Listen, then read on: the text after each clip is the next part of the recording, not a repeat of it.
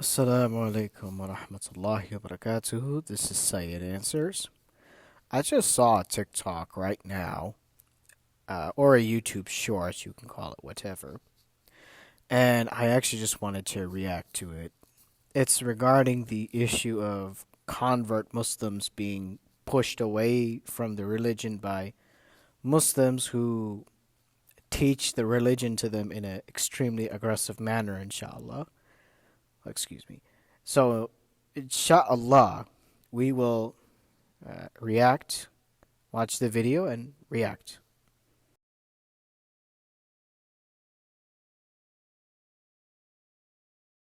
Why do you guys do this? Why? Why do you drive people away from the deen?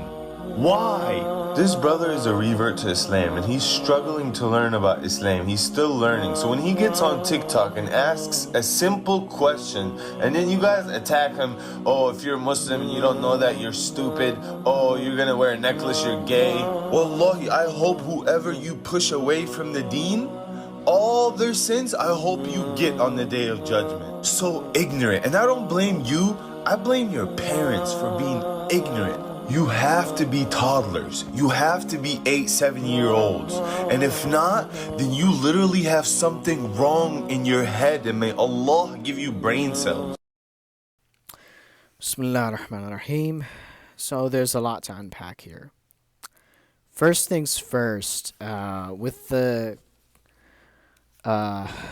convert facing the heat that he's facing on TikTok, and this brother scolding those giving the heat, the brother's sentiment makes a lot of sense, and he's doing the right thing by standing up for the convert. This is a problem with us Muslims. We teach Islam via the stick. If you do something good, we don't notice. When you do something bad, we'll embarrass you. This is our problem. A lot of masajid are like this, where if a brother comes into the masjid wearing shorts, then we yell at him. Why aren't you wearing shalwar khamis? Why don't you wear a thobe? What's wrong with you?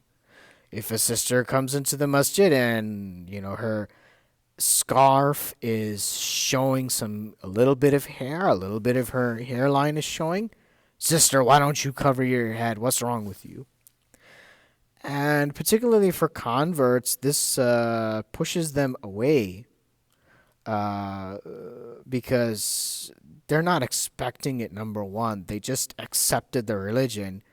How are they supposed to know all the rules on day one? It's not physically possible. It takes time to learn that stuff. And two, raising one's voice and on another person just hurts the other person's feelings. It hurts the other person's ego.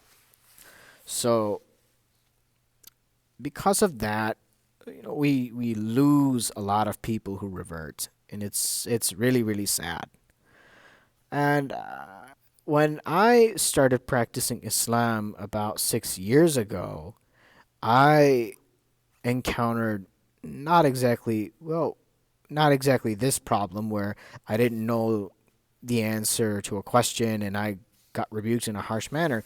Instead, what happened is something else. What happened is that I happen to have a skin problem where if I make wudu way too often, my skin will crack open and it bleeds. So, for the sake of my health, excuse me.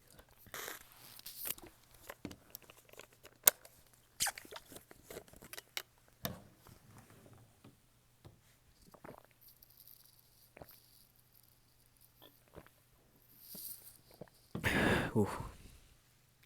So, my skin will crack open and bleed if I make wudu too often. So, because of that, I have to make tayammum. And alhamdulillah, I've taken classes on tahara and I've taken classes on fiqh. So I'm educated on the rules, the masail of tayammum. I don't,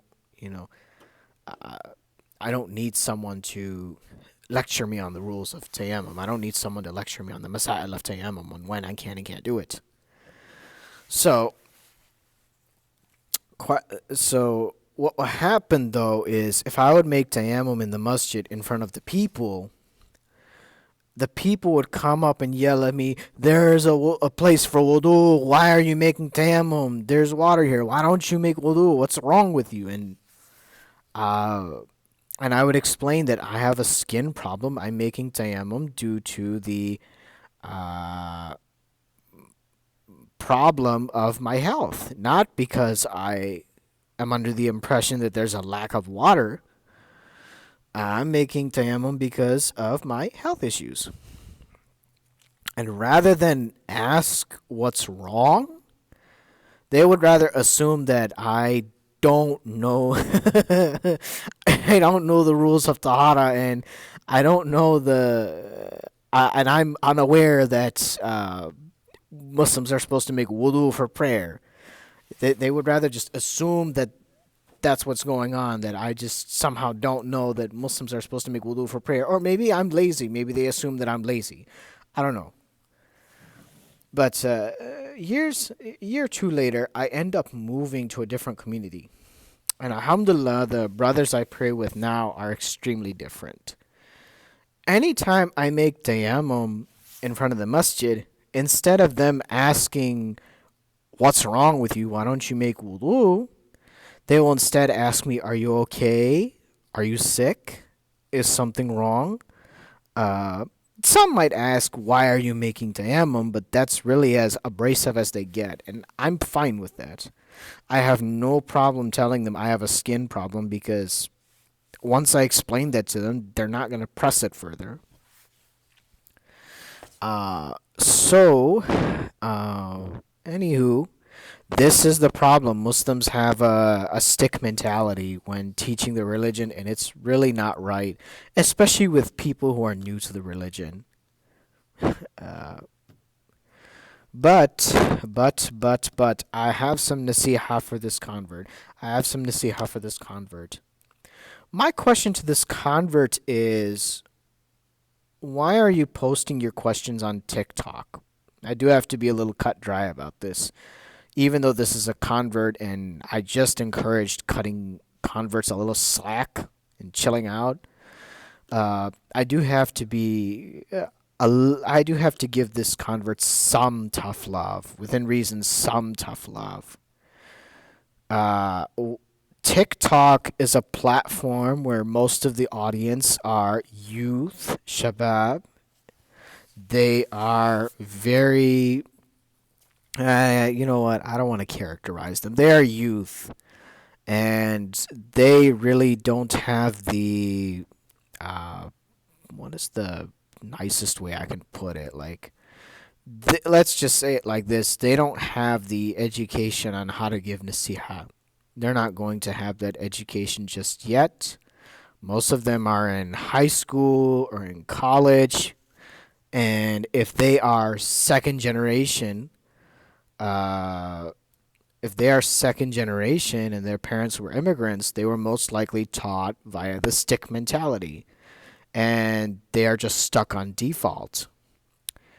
So, with that being said, what the converts can do to maybe not get so much heat is, instead of putting their questions on a platform for the whole world to see and to expose themselves to trolls, quite frankly, they should be consulting their local scholars. Now, with that comes a problem. A lot of converts live far away from masajid. They usually live an hour or 2 hours away from the closest mosque. So, what can they do? Well, we have cell phones. This particular brother has TikTok. I'm sure he's got a smart device. He could always email the mosque closest to his house, or any mosque. Not even mosques. There are like fiqh councils in the U.S. There's da'wah organizations like Gain Peace. If not them, then there are shuyukh in not only in the U.S. but outside the U.S.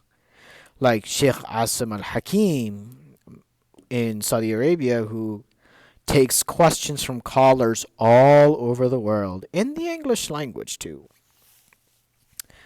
So that way, the convert doesn't have to expose themselves to trolls to get their questions answered. Allah subhanahu wa ta'ala does say in the Quran, فَاسْأَلُوا أَهْلِ ذِكْرِ إِن كُنتُمْ لَا تَعْلَمُونَ. Go to the experts for that in which you do not know. These people on TikTok, most of them are probably not shuyukh and ulama. Because if they were shuyukh and ulama, they would have better things to do than to be harassing you, quite frankly. So direct your questions to the right people. I